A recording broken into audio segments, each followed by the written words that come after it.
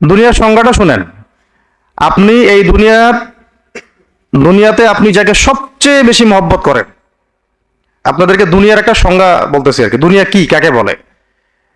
আপনি এই পৃথিবীতে যাকে সবচেয়ে বেশি মহব্বত করেন, যার জন্য আপনি জান দিতে প্রস্তুত, সে মুহূর্তের মধ্যেই আপনার সবচেয়ে বড় দুশ্মনের সাথে হাত মিলায় আপনার পিঠে ছুরি মেরে চলে যেতে পারে।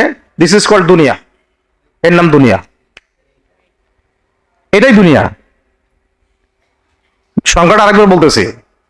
আপনি যাকে সবচেয়ে বেশি মহব্বত করেন, সবচেয়ে বেশি বিশ্বাস করেন, সবচেয়ে আপন বা সবচেয়ে কাছের মনে করেন, সে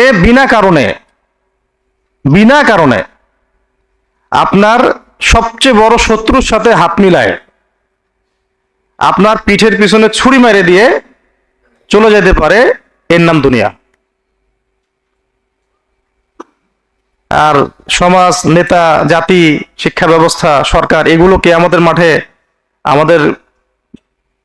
আমাদেরকে আল্লাহ পাকের আযাব থেকে বাঁচাবে? আপনাদেরকে ভাবতে বলছি যে 18 বছরে আমাদেরকে কোরআন থেকে এইভাবে দূরে রাখা হয়েছে। আমি জানি দুই একজন ছাড়া, অল্প কিছু মানুষ ছাড়া এখানে যারা উপস্থিত আছেন কেউই হয়তো সাহস করতে পারবেন না যে 18টা আয়াত আমি শোনাই দিচ্ছি অর্থসহ। মাদ্রাসার ভাইরা বাদ দিয়ে। তার মানে মাদ্রাসার ভাইদের জন্য কোরআন, মাদ্রাসার ভাইদের জন্য ইসলাম, মাদ্রাসার ভাইদের জন্য দিন, জেনারেল শিক্ষিত এই কোটি কোটি ভাই বোন, এদের জন্য ইসলাম না, দিন না, তাই তো? তাদের জন্য কোরআন না। এখন পর্যন্ত স্বাধীনতার পর থেকে, তথাকথিত স্বাধীনতার পর থেকে, তথাকথিত শব্দটা এই জন্য প্রয়োগ করলাম যে মুসলমানরা প্রকৃত স্বাধীন হবে সামনে তখনই যখন সারা বিশ্বব্যাপী ইসলামিক খেলাফত কায়েম হবে। তার আগ পর্যন্ত মুসলমানরা বিশ্বব্যাপী স্বাধীন হবে না। আসলে জাতিসংঘের আন্ডারে জাতীয়তাবাদের এই পতাকার তলে মুসলমান রাষ্ট্রগুলো স্বাধীন নয়। তো এই ধরে নিলাম স্বাধীনতার পর থেকে এই যে 50 বছর বা 52 বছর বলি আমরা, একজন নেতা বা একটা রাজনৈতিক দল আমাদেরকে দেখান যিনি দাঁড়ায় এতটুকু বলতে পারছেন যে বাংলাদেশের 80% মানুষ মুসলিম, বাংলাদেশের 80% মানুষ কি মুসলমান, তো বাংলাদেশের ছেলেমেয়েরা স্কুলে, কলেজে, বিশ্ববিদ্যালয়ে বাধ্যতামূলক কোরআন পড়তেই হবে। এতটুকু সাহস কেউ দেখাইছে? একটা নেতা আমাদেরকে দেখান। দাড়ি টুপিওয়ালা দেখান, দাড়ি টুপি ছাড়া দেখান। একটা মৌলিক বিষয় যে আল কোরআনের তেলাওয়াত শিখবে মুসলমানদের সন্তানরা, স্কুলে বাধ্যতামূলক শিখতে হবে, কলেজে গিয়ে বাধ্যতামূলক কোরআনের অনুবাদ থাকবে, আরো বড় লেভেলে গেলে কোরআনের তাফসীর থাকবে। মানে কোরআনটাকে শিখতেই হবে বাধ্যতামূলক মুসলমানদের বাচ্চাদেরকে। সাথে হাদিস থাকবে, কিছু হাদিসের শাস্ত্র থাকবে এবং সিরাত থাকবে, সিরাত নবী সাল্লাল্লাহু আলাইহি ওয়াসাল্লামের সিরাত, আকীদা। আর আমরা বলি ফরজে আইন, কি বলি? ফরজে আইনের বুনিয়াদি জ্ঞান। এইটুকু আমাদের বাচ্চারা স্কুলে, কলেজ, ইউনিভার্সিটিতে সব জায়গায় শিখবে। এটা বাধ্যতামূলক করতে পেরেছে একটা নেতাও আজ পর্যন্ত আমরা দেখি নাই। 200, 300, 400 টাকা, 500 টাকার জন্য এখনো আমরা তাদের পিছনে ছুটতেছি। কেউ বলছে এই কথা আজ পর্যন্ত? আমি করে দেখাবো। বরং উল্টা তারা বলবে আমরা তো ইসলামী রাষ্ট্র কায়েম করতে চাই না, আমরা হচ্ছে ওয়েলফেয়ার স্টেট চাই। ওয়েলফেয়ার স্টেট বুঝেন? কল্যাণ রাষ্ট্র। আমরা তো ইসলামী শরিয়া বিধান বাস্তবায়ন করতে চাই না, আমরা চাই দুর্নীতি একটু কমাইতে। এতটুকু সাহস হয় না বলার যে হ্যাঁ আমরা মুসলমানদের জমিনে আল্লাহর দেয়া বিধানগুলো বাস্তবায়নের চেষ্টা করব। পারবো তো না জানি, চেষ্টা করব, বলুক তো, অন্তত বলুক যে চেষ্টা করব, আল্লাহর দেয়া বিধানগুলো বাস্তবায়নের চেষ্টা করব। একটা শব্দ তো শিখেছে, মদিনা সনদ। আদৌ জানে না যে মদিনা সনদ কি। যখন দেখা যায় যে মানুষ দিনে দিনে দাওয়াতের মধ্য দিয়ে আস্তে আস্তে মানুষ ইসলামের পথে আসছে, এখন এই মানুষগুলোর তো ভোটটা পাইতে হবে। ভোটটা পাইতে হলে একটা সুন্দর শব্দ দরকার যে ভাই ঠিক আছে আমাকে দিয়ে আমি মদিনা রাষ্ট্র কায়েম করে দিব, মদিনা রাষ্ট্রের আদলে আমি রাষ্ট্র কায়েম করব। সে নিজে জানেই না মদিনা রাষ্ট্র কি। মদিনা রাষ্ট্র মানে হচ্ছে এমন একটা রাষ্ট্র যে রাষ্ট্রে মুসলমানরাও আছে, ছিল কিছু খ্রিস্টানও ছিল, কিছু পৌত্তলিকও ছিল, কিছু কিছু কিন্তু এই রাষ্ট্রের শাসন ক্ষমতা মুসলমানদের হাতে ছিল, মুহাম্মদ সাল্লাল্লাহু আলাইহি ওয়াসাল্লামের হাতে ছিল, সাহাবায়ে কেরাম তার অনুসারী ছিলেন। এখানে পশ্চিমা কোনো তন্ত্রমন্ত্র ছিল না, ওই জমিনটা আল্লাহর ছিল, ওখানে আল্লাহ পাকের বিধান বাস্তবায়িত হয়েছে, শরিয়া বিধান। সাথে আমাদের চুক্তি ছিল, ওরা চুক্তি ভঙ্গ করেছে, এরপর ওদের সাথে যুদ্ধ হয়েছে। মদিনা রাষ্ট্র মানে এখানে সুদভিত্তিক কোন অর্থ ব্যবস্থা থাকতে পারবে না, মুসলমানদের ক্ষেত্রে অন্তত না। করবে ওটা ওদের বিষয়, মদিনা রাষ্ট্রকে সেটাই বোঝে না। মদিনা রাষ্ট্র কায়েম করতে চায়। মদিনা রাষ্ট্র মানে চুরি করলে চোরের হাত কেটে ফেলতে হবে। মদিনা রাষ্ট্র মানে হচ্ছে জিনা করলে প্রকাশ্যে 100 বেত্রাঘাত করতে হবে, প্রমাণ যদি হয়। প্রমাণ আবার হইতে হবে, প্রমাণ না করে যদি কেউ উল্টাপাল্টা একটা ইলজাম দিয়ে দেয় তাহলে ওদেরকে আবার 80 লাঠি মারতে হবে। মিথ্যা একটা অভিযোগ দিয়ে দিল, ওকে আবার 80 লাঠি মারতে হবে, 80 লাঠি।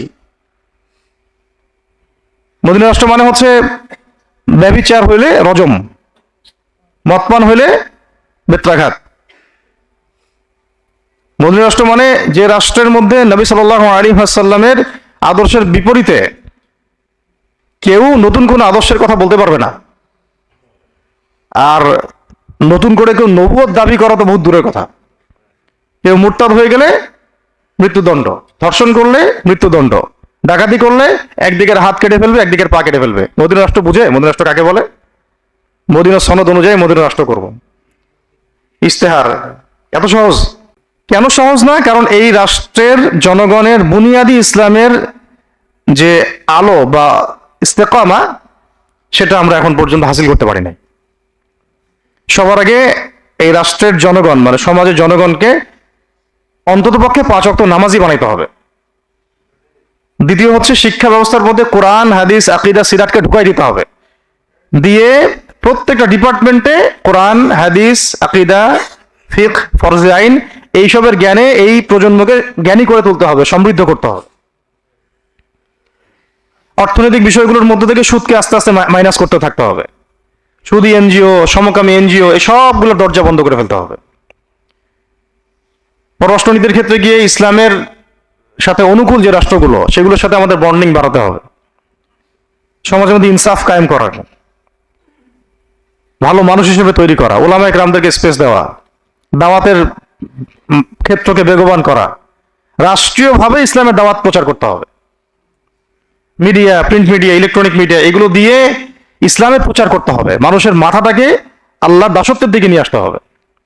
আর যত আল্লাহদ্রোহী শয়তানগুলো আছে, এগুলোকে যেভাবে হোক আস্তে আস্তে রাষ্ট্র থেকে মিনিমাইজ করতে হবে। পুরো বিশ্ব ব্যবস্থাটা শয়তানদের হাতে এখন। তাদের ওই যেগুলা প্রকাশ হচ্ছে না, এগুলো হচ্ছে 1%ও না। ওদের জুলুমের, নির্যাতনের, শয়তানির এগুলো 1%ও না। যেগুলো আপনারা এখন দেখতেছেন এই ফাঁস হচ্ছে, এগুলো 1%ও না। কোরআন, হাদিস, সিরাত, আকীদা, ইতিহাস এগুলো পড়তে হবে, ওয়ার্ল্ড অ্যাফেয়ার্সকে বুঝতে হবে। এখন বলতে পারেন যে ভাই আমি একা পড়ে বা কি করব, আমি একা বুঝেই বা কি করব। আমি এখন একা, আজকে থেকে 20 বছর পরে আপনি একা থাকবেন না। আজকে থেকে 20 বছর পরে যদি এইভাবেই সত্য মিথ্যা স্পষ্ট হয়ে যায় সবার সামনে, তখন আমরা আর একা থাকবো না। আগে আমি ভালো হই, আল্লাহ পাক তখন আমাদেরকে যোগ্য নেতাও দিবেন ইনশাআল্লাহ।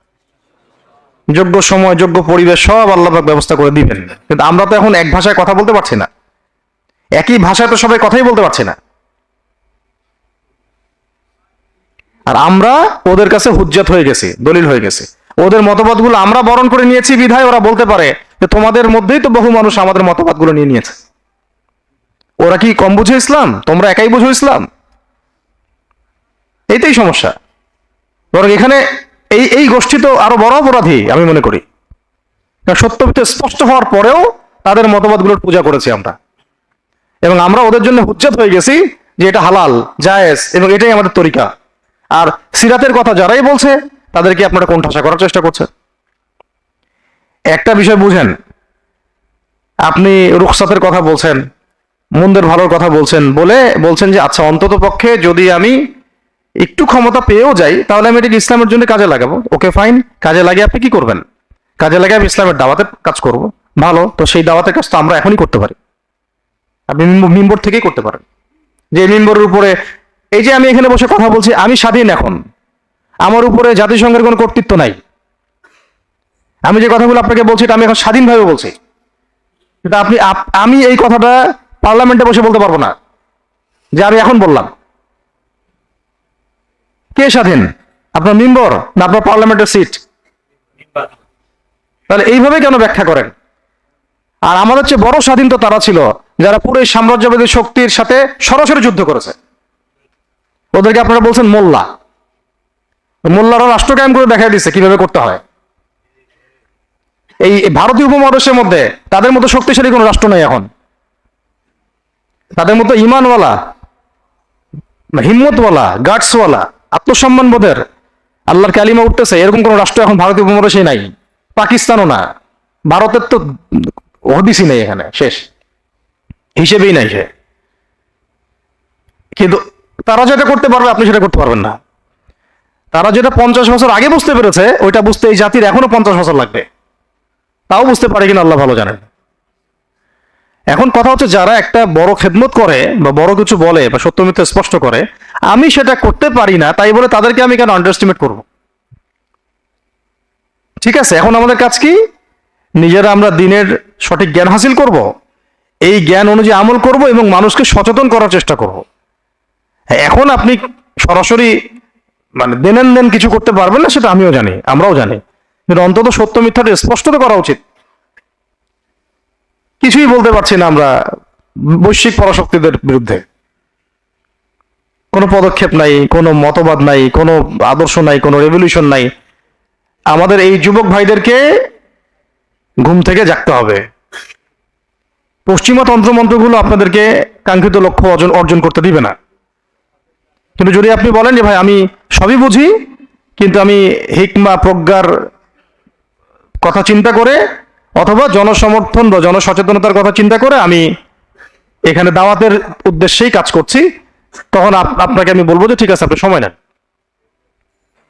সময় নিয়ে দেখেন।